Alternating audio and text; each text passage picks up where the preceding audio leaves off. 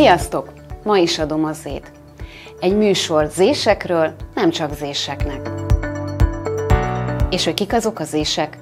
A Z-generáció tagjai az 1995 és 2009 között születettek, vagyis a mostani középiskolások, egyetemisták, fiatal pályakezdők. Gyakran halljuk, hogy ezek a mai fiatalok egészen másképpen működnek. Másképp kommunikálnak, másképp tanulnak, és összességében másképp állnak az élet dolgaihoz, mint a szüleik vagy a nagyszüleik. Ebben a műsorban a generációk közeledését szeretnénk elősegíteni azzal, hogy bemutatjuk a fiatal generáció legnagyobb kihívásait, félelmeit, dilemmáit. Szeretnénk hidat építeni a generációs szakadék fölé azzal, hogy közelebb hozzuk a fiatalokat, és megmutatjuk az ő történetüket is. Ismerjétek meg őket! Jöjjön ma egy újabb történet olyan fiatalokról, akik üzletileg is sikeresen tesznek azért, hogy zöldebb és szerethetőbb világban éljünk. Ismerjétek meg a magyar startup, a Respray történetét. Magyarországon 12 millió, Európában közel 2 milliárd dezodorpalackot dobunk ki a kukába évente. Ezeknek a palackoknak az újrahasznosítása rendkívül problémás a bennük levő túlnyomás miatt. Zámbó Gergely és Réti Andor, két magyar 20 éves srác mindössze 3 év leforgása alatt kifejlesztett egy olyan technológiát, amit a legnagyobb dezodorgyártó cégek évtizedek alatt sem tudtak dollármilliókkal a hátuk mögött. A magyar startup, a Respray csapata létrehozta a világ első olyan automatáját, amivel a vásárlók újra tölthetik aerozolos dezodorjaikat. Az első automaták tavaly már több helyen Budapesten is megjelentek. Réti Andort, a Respray társalapítóját az indulásukról, az egyetemi élményekről és egy fenntarthatóbb jövő valós kilátásairól kérdeztem. Honnan jött az ötlet az újra tölthető fújós dezodorokhoz? Mesélj egy kicsit az indulásotokról. Mi Gergővel osztálytársak voltunk az Eötvös József Gimnáziumban, és már akkor is mindkettőnknek egy közös érdeklődési köre volt a környezetvédelem is, és a vállalkozások világa is.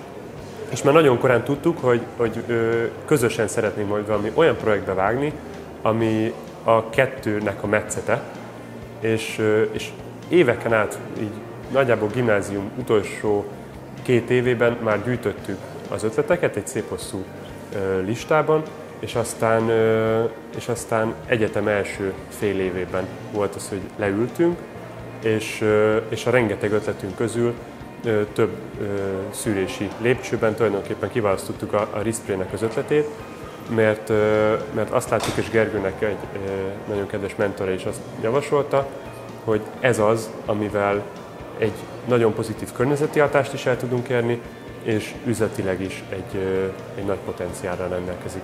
Volt-e bármilyen saját személyes indítatásotok a mögött, hogy pont a dezodor irányba induljatok el? Alapvetően ez még gimnáziumban jött ez a felismerés, hogy ezek a termékek, az aeroszolos termékek és ezen belül első körben fújós dezodorok, ez egy olyan csomagolási forma, amely egy nagyon értékes alapanyagból, tehát fémből, acélból jellemzően alumíniumból készülnek. Egy nagyon jó alapanyagból készülnek, viszont nagyon nehéz őket újrahasznosítani a bennük maradó túlnyomás miatt. És első lépésben, amikor ezt a problémát megláttuk, akkor nyilván megkutattuk, hogy ez hogy működik jelenleg, és akkor a hulladékkezelőtől kaptuk vissza azt a választ, hogy hiába dobjuk be ezeket a termékeket a szelektív kukába, a hulladékfeldolgozó létesítményben ezeket kiválogatják, és a többi hulladékkal együtt ezek elégetésre kerülnek, vagy hulladéklerakóba kerülnek. És erre kerestünk tulajdonképpen egy megoldást, és itt jött az az ötlet, hogy ennél a termékkategóriánál egy nagyon jó alternatíva tud lenni a termékeknek az újratöltése. Most hol tart a folyamat? Jelenleg egy 3 éves fejlesztési időszak után 2023. januárjában indult el az első pilot projektünk a Rossmann Magyarországgal együttműködésben. 3 budapesti Rossmann üzletben elérhetőek az automatáink, amellyel a vásárlók 3 különböző Isana dezodort tudnak újra tölteni. Kik között a legnépszerűbb ez a kezdeményezés? Hogy látjátok, kik a legnyitottabbak arra, hogy levigyék a flakonokat és újra töltsék? Nekünk alapvetően az volt a koncepciónk, hogy ezek egész biztos, hogy a fiatalok lesznek, leginkább a belvárosi, alapból környezettudatos fiatalok, viszont az elmúlt most már 8-9 hónapnak a tapasztalatai erre rácáfoltak, és azt látjuk, hogy a környezetvédelem az egyaránt fontos most már nagyjából minden társadalmi rétegnek és minden generációnak is. Tehát ugyanúgy azonnal érti a projektnek a lényegét egy idősebb nyugdíjas és egy középkorú családapa is, mint ahogy a fiatalok. A jövőre vonatkozóan mik a közvetlen tervek? Ugye említetted, hogy már néhány helyen Budapesten vannak ilyen automaták, ahol föl lehet tölteni a dezodorokat egy bizonyos márkára vonatkozóan. Hogy néznek ki a későbbi tervek? Jelenleg zárjuk a harmadik befektetési körünket, és ebből fogunk még egy fejlesztési időszakot tartani a következő hónapokban, amelyben továbbfejlesztjük az automatát, hogy ne csak 3, hanem 10-12 illat elérhető legyen. Valamint lesz egy nagyon komoly üzletfejlesztési feladat előttünk, mert új partnereket szeretnénk még a márkák oldaláról behozni ebbe a projektbe, hogy minél több illattal és minél több márkával tudjuk ezt a fenntartható alternatívát nyújtani a vásárlóknak. Mit tapasztaltok a befektetői oldalról, felhasználói oldalról? Nagyon fura bogárnak tartanak benneteket, amikor jöttök egy ilyen ötlettel, hogy hát mi hozzátok az üres flakonokat és mi feltöltjük? Nem, abszolút nem. Ez szerintem most már a befektetők és ezen belül a kockázati tőke befektetőknél ez abszolút nem egy meglepetés, hogy valaki egy fenntarthatósági innovációval jön hozzájuk. Itt szerintem mindig az első kérdésük, hogy amellett, hogy ez egy fenntarthatóbb alternatíva, tud-e üzletileg is egy életképes modellt alkotni, és hogyha tud, akkor pedig ugyanúgy foglalkoznak vele, mint bármelyik másik projekttel. Hogy működik nálatok ez a többgenerációs együttműködés? Ütköznek-e esetleg azok a szemléletmódok, amit ti hoztok 20 évesként, azokkal a tapasztalatokkal, meggyőződésekkel, amit mondjuk egy 40-50 éves szakember képvisel? Én nem érzek óriási szakadékot így a generáció gondolkodásában, hiszen a fenntarthatóság az most már egyaránt megjelenik az idősebb és a fiatalabb generációknál is.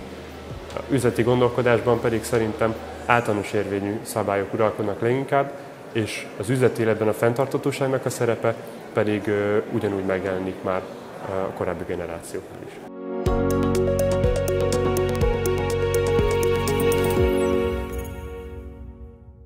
Egy éve kerültek kihelyezésre az első Respray automaták. Mik a tapasztalatok az elmúlt egy évben? Hogy látjátok? Január 26-án lesz egy év, hogy kikerült ide a budaörsi üzletbe az első automata, azóta már másik 2 helyszínen is kint van. Más-más vásárlóközönséggel, más-más korcsoportokat tudunk megszólítani, de nagyon jók és a vártnál sokkal eredményesebbek lettek az első adatok, első év tapasztalatai. Ezt jó hallani, mondtad, hogy több helyen is kint vannak. A budaörsi üzleten kívül melyik drogériába került meg kihelyezésre az automata? A Mamut 2 volt a második kihelyezésünk, ugye ez egy frekventált helyen, egy nyüzsgő pláza, teljesen más az atmoszféra is, más a vásárlóknak a száma, a vásárlási szokásoknak a sokszínűsége, ott ugye a munka közben is ki tudnak rohanni az emberek, beszaladni a drogériába, és megpillantják, mert hogy nagyon jó helyen vannak kihelyezve. Illetve a harmadik üzlet az a Flórián tér lett, az pedig egy lakótelep, nagyon sok a nyugdíjas, teljesen mások a szokások, főként délelőtt jönnek az emberek. Nagyon érdekes, ott nem ez a nyüzsgés van, hogy beszaladok és megveszek valamit, hanem az elitűzés, van ideje a vásárlónak megnézni a terméket, és ez megint egy más lehetőséget ad a Respray-nek is. Mondtad, hogy több korosztályt és több vásárlói réteget tudtatok ezzel megszólítani, ezzel a 3 helyszínnel. Mik a tapasztalatok, jellemzően milyen korosztály használja az újratöltést? Nagyon érdekes, mert azt gondoltuk, hogy a fiatalokat fogjuk első körben megszólítani, az ilyen 10 évesek, 20, maximum 30, viszont bejött még 2 korcsoport, a 40-esek. Ugye a 20-asokat a fenntarthatósági üzenettel tudjuk megszólítani. Valóban ők azok, akik a fenntarthatósági oldalról próbálják megközelíteni és megfogni ezt a történetet. Viszont bejöttek a képbe a 40-esek, akik sokkal inkább a termékeknek a mienségét nézik, hogy ez alumíniummentes, hogy alkoholmentes, hogy illatanyagmentes, illetve hát ugye van az aloe, az kicsit ilyen szenzitívebb, főként az a trendi ennek a korosztálynak. És akkor van a nyugdíjas korosztály, aki pont említettem, hogy a Flórián téren nagyon sokan nyugdíjas vásárlónk, ők pedig az ár miatt. Mert hogyha azért az ember tudatosan megnézi, az árat úgy próbáltuk pozícionálni, hogy igazából ha tényleg feltölti az ember 5-ször, ahogy ezt lehet, akkor a piacon szinte a legjobb ára tudja kihozni a dezodor használatát. Milyen a díja egy feltöltésnek? Mennyibe kerül egy palasznak a teljes újratöltése? Ott kezdeném, hogy egy sima Izana dezodornak, amit a polcról levesz a vásárló, 649 forint a fogyasztói ára.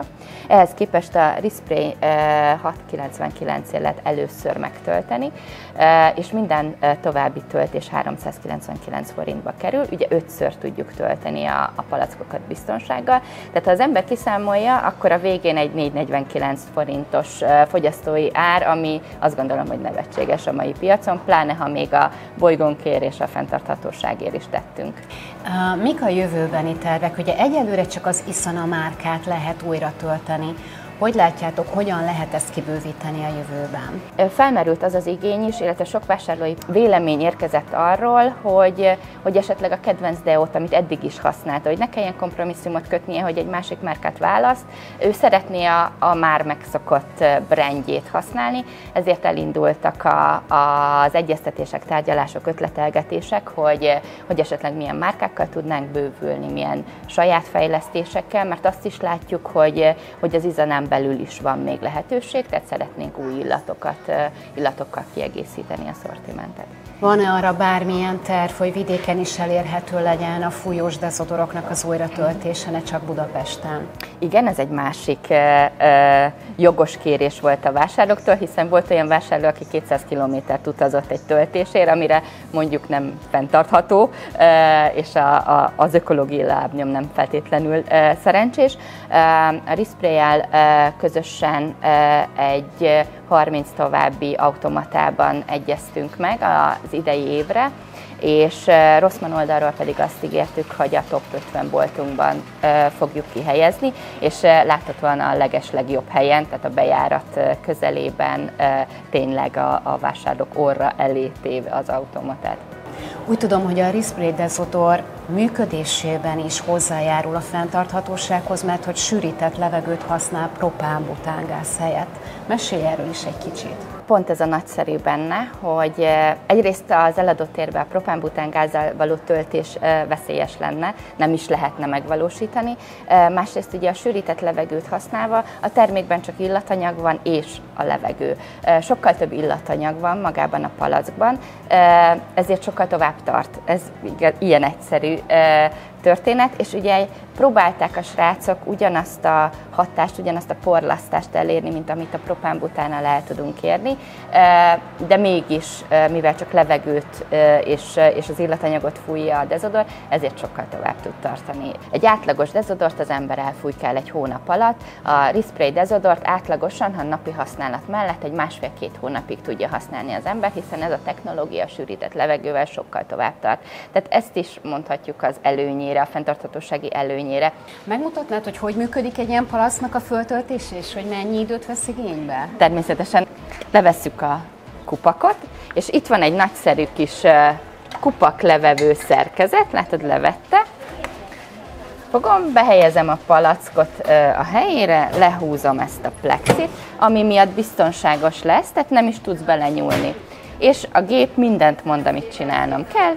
Itt van a dezodorom, szeretném-e megtölteni? Igen. És ameddig tölt, addig ugye ilyen pirosan világít az automata, és ha készen lesz, akkor szépen átvált majd a színe zöldre.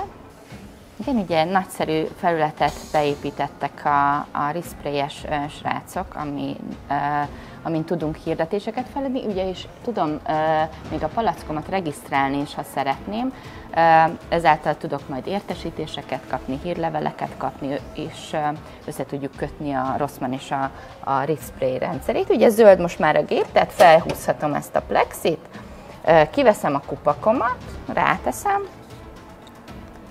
és kaptam egy címkét is, ugye itt van, hogy ide ragassza a címkét, ráragasztom, és ezzel a vonalkoddal tudom a kasszánál lehúzni. Mivel sűrített levegő van benne, még fújhatok is egyet az eladótérben.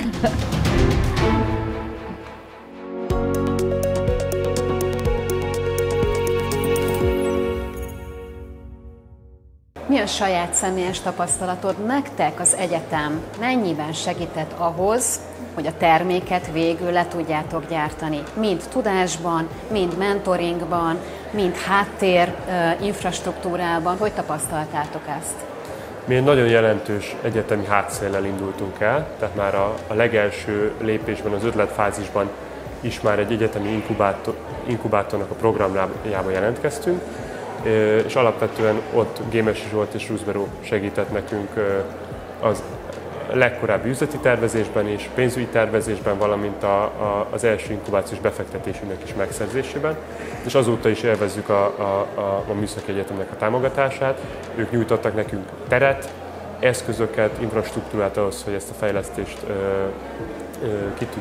létre tudjuk hozni, és még máig ott dolgozunk, úgyhogy egyértelműen nagyon pozitív volt, kevésbé inkább a tanulmányi oldal, mint az infrastruktúra és az üzleti támogatás, amit nyújtottak nekünk. Nagyon sok fiatal külföldön tervez karriert. Mi adta azt, hogy ti Gergővel itthon maradtatok, és itt kezdtetek egy ilyen komoly karrierbe? Minden ide köt minket. Mi Budapesten nőttünk fel, itt vannak a barátaink, itt van a családunk, és igazából itt szeretnénk lokálisan is egy pozitív hatást elérni. Ezért nekünk ez teljesen egyértelmű volt, hogy mi nem fogunk külföldre menni és külföldön vállalkozni, hanem már itt helyben kezdjük meg ezeknek a problémáknak a megoldását. Mit tudsz üzenni azoknak a fiataloknak, akik már tulajdonképpen az érettségit alig várják, és külföldi egyetemekre mennek, és nem is jönnek vissza, mert úgy gondolják, hogy ott tudnak igazából kiteljesedni, itthon nincsenek meg hozzá azok a lehetőségek? Szerintem ezzel alapvetően semmi gond nincsen. Valóban tudnak külföldi egyetemek pluszt nyújtani, valóban tud az ember élethez nagyon sokat hozzátenni azt, hogyha eltölt egy pár évet külföldön, viszont én mindenképp azt javaslom nekik, hogy miután ezt a tudást, amit külföldön meg lehet szerezni, megszerezték, jöjjenek vissza és hasznosítsák azt itthon. Annak idején, amikor az ötvösbe egy osztályba jártatok Gergővel, hogyan éltétek meg a klímaszorongást? Mennyire éreztétek nap mint nap annak a súlyát, hogy valamit tenni kéne a földünkért, mert hogy ez nagyon rossz irányba megy? Egyértelműen, tehát ez nagyon, nagyon jelen volt a hétköznapi beszélgetéseinkben, a hétköznapi gondolatainkban. Tulajdonképpen azt mondhatnám szerintem, hogy ez egy napi szintű beszélgetés téma volt az, hogy mi okozza ezt a szorongást, mi az, amilyen tendenciákat látunk és aggaszt minket, és milyen megoldási módokat látunk. Úgyhogy ez nem csak Gergővel a mi beszélgetéseinkben, hanem szerintem az ötvösös osztályunkban ez általánosan, és az évfolyamunkon is ez egy nagyon aktívan jelenlévő szorongás és téma volt. Igen, és még az egyik fele úgy reagál rá, mint ti, hogy aktívan valamilyen kezdeményezést indítanak el, amivel tudnak tenni egy picit is azért, hogy egy fenntarthatóbb, zöldebb világban éljünk, úgy nagyon sok fiatalkori depresszióval, szorongással küzd, nincs jövőképe, nem mer tervezni a jövőre. Te mit tudnál nekik mondani, mi az a pozitív szempont vagy motiváció, ami mégis kivezethet abból, hogy csak a negatívumokat lássuk? Szerintem ezek az emberek nagyon szerencsés helyzetben és egy nagyon jó időben vannak, mert annyi probléma van most a világban, hogy csak valamelyikhez hozzá kell nyúlni és meg kell oldani. Napokig tudnám sorolni, hogy hány olyan fenntarthatósági, gazdasági, társadalmi kihívás van jelenleg, ami még megoldásra szorul, és akinek nincs egy nagyon konkrét gyerekkori álma, hogy tűzoltó, vagy színész, vagy szakács szeretne lenni, az bármikor tud keresni magának egy ilyen problémát, és el tud kezdeni megoldást keresni rá. Évek óta azt látjuk, hogy egyre több fiatal kezd külföldi karrierbe. Legtöbben úgy gondolják, hogy itthon nincsenek meg azok a feltételek, amik egy fiatalnak segítenének elindulni a pályán, vagy egyszerűen csak nem akarják kivárni azt a 10-15 évet, amíg feljebb tudnak kapaszkodni a ranglétrán. Európa előregedő társadalmaiban évek óta egyre növekvő probléma a munkaerőhiány. Nem csoda, hogy a nyugati országok azonnal felszippantják a tanult, képzett fiatal munkavállalókat. A Rizpray története emiatt is különleges. Egyfelől motivációt adhat arra, hogy itthon is megvalósulhatnak az álmok fiatalként, másrészt pedig arra is jó példa, hogy van kiút a klímaszorongásból, és lehet üzletileg is sikeresen megoldani fenntarthatósági problémákat.